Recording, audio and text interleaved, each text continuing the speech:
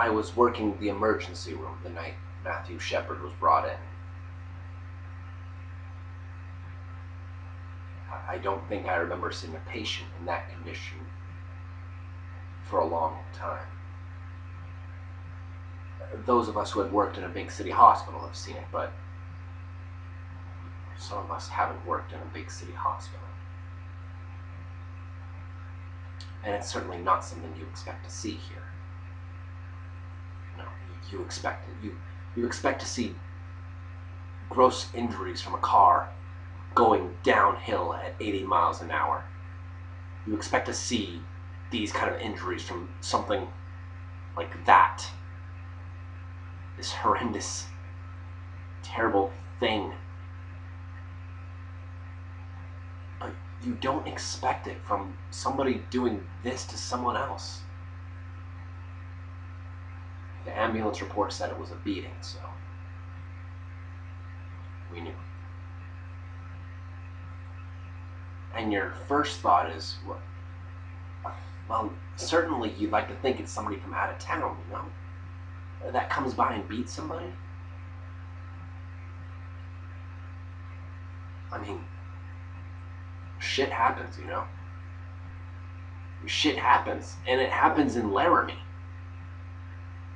But if there's somebody who's been beaten repeatedly, then certainly this is something that offends us. I think that's a good wording. Offends us.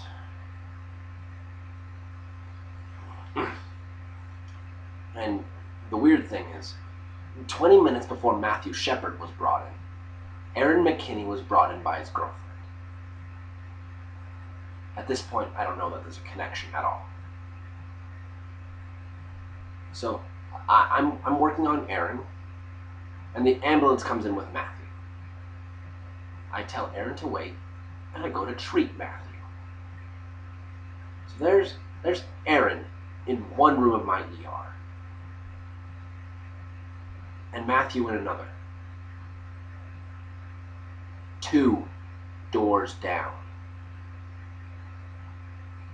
Now, as soon as I saw his injuries, I knew that his care was beyond our capability.